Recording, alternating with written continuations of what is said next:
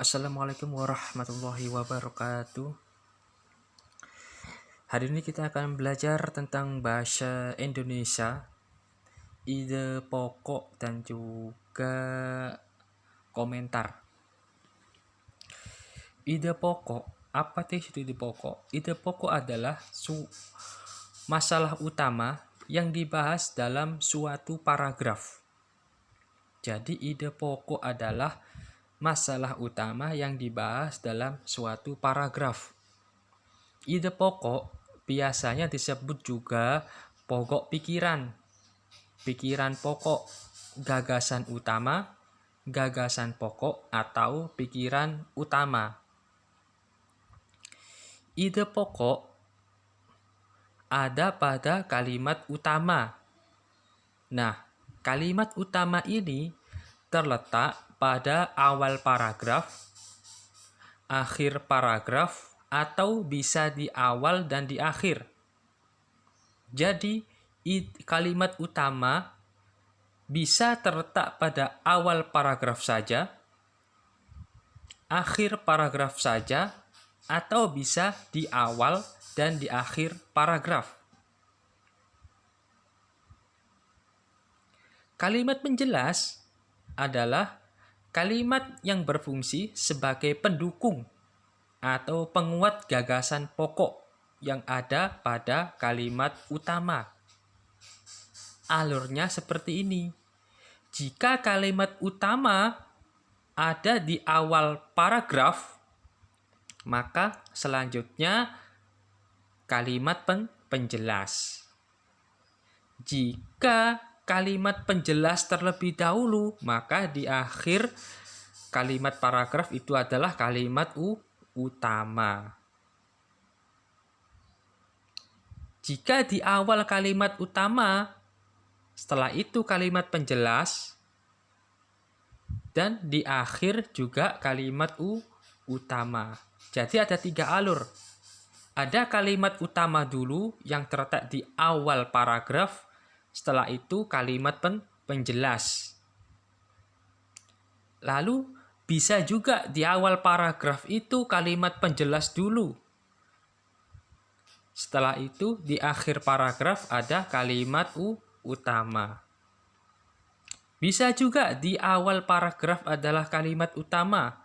Setelah itu kalimat penjelas, lalu di akhir paragraf juga kalimat utama. Jadi ada 3 alur. Cara menentukan ide pokok ada 5 cara.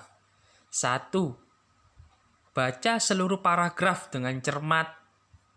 2. Cermati kalimat pertama hingga akhir. 3.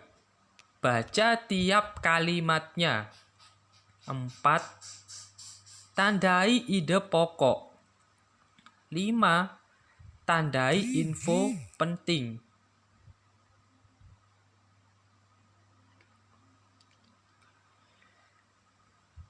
Contoh ide pokok di sini saya sudah memberikan contoh ide pokok ya. Ide pokoknya terletak pada kalimat utama, kalimat akhir, atau maksudnya terletak pada awal paragraf atau akhir paragraf, atau bisa jadi awal dan di akhir paragraf. Simak baik-baik. Orang yang akan pensiun tidak perlu stres. Pensiun berarti tidak bekerja, tetapi mendapat gaji. Dengan tidak berdinas lagi, berarti mereka tidak memiliki beban pikiran terhadap pekerjaan dan banyak waktu luang untuk bersantai. Kalau waktu luang itu bisa dioptimalkan dengan berbagai kegiatan yang positif dan produktif, tentu orang tidak akan terkena stres. Pada paragraf di atas, ide pokoknya adalah pada kalimat pertama, yaitu tidak perlu stres saat menghadapi pensiun. Nah, pada kalimat pertama itu adalah ide pokoknya.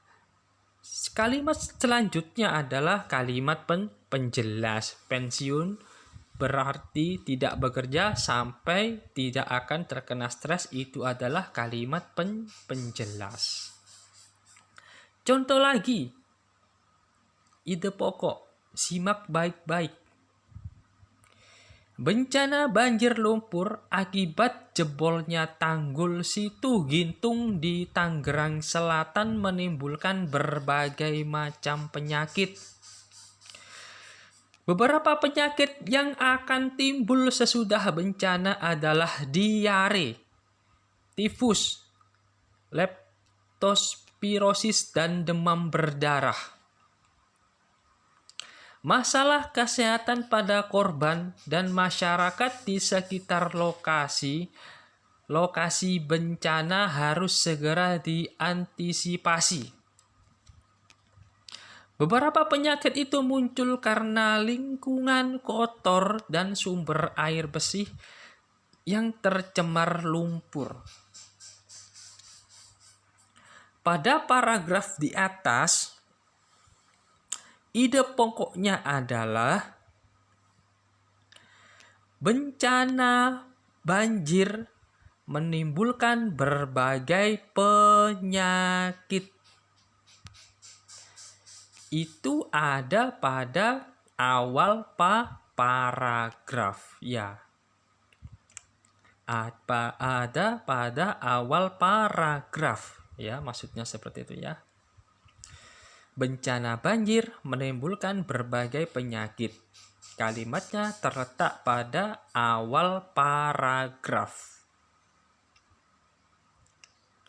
Selanjutnya kita akan belajar komentar. Komentar ini merupakan tanggapan terhadap sesuatu, baik dari hasil karya maupun produk yang diwujudkan dalam bentuk kritik ataupun pujian. Komentar itu berhubungan dengan keseharian. Contohnya seperti kita berkomentar tentang makanan, berkomentar tentang lukisan, karya seni, produk. Misalkan seperti ini komentarnya. Ibumu sedang memasak. Masakannya kamu cicipi. Kamu beri komentar. Subhanallah, masakan ibu enak sekali. Terima kasih ibu untuk makanannya. Beri komentar yang baik.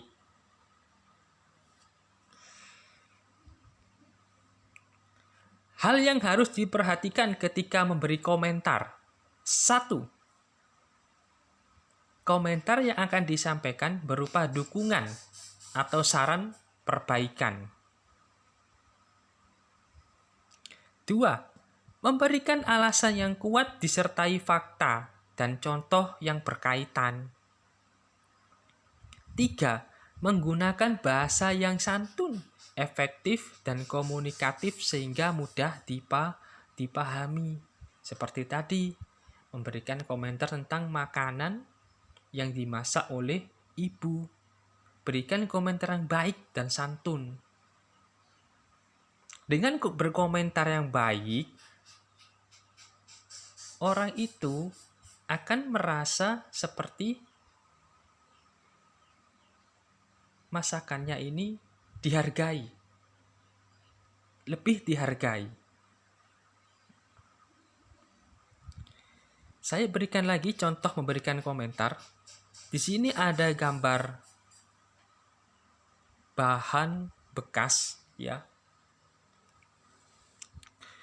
Karya seni dari bahan tidak terpakai, botol aqua atau botol air mineral yang disulap menjadi vas bunga yang sangat cantik, ya. Dan juga membuat bunga-bunga yang sangat cantik dari botol bekas atau botol yang tidak terpakai, ya. Komentarnya seperti ini, subhanallah, karya ini sangat kreatif karena memanfaatkan barang-barang yang tidak terpakai, sehingga karya yang indah, maksudnya sehingga menjadi karya yang indah. Karya ini sangat menginspirasi saya. Dari komentar tersebut, orang berkomentar tentang karya produk dari bahan tidak terpakai, sangat kreatif sekali, telah memanfaatkan barang-barang yang tidak terpakai menjadi karya yang sangat indah, menjadi vas bunga, dan juga bunga-bunga yang sangat cantik. Berikanlah komentar yang baik, yang berupa dukungan atau saran perbaikan. Setidaknya ketika kalian berkomentar, berikanlah komentar yang santun, yang mudah dipahami oleh orang tersebut yang kita beri komentar. Seperti tadi, mencicipi masakan ibu, enak sekali. Supaya ibu lebih dihargai. Oke, terima kasih. Cukup sekian pembelajaran bahasa Indonesia dari saya. Assalamualaikum warahmatullahi wabarakatuh.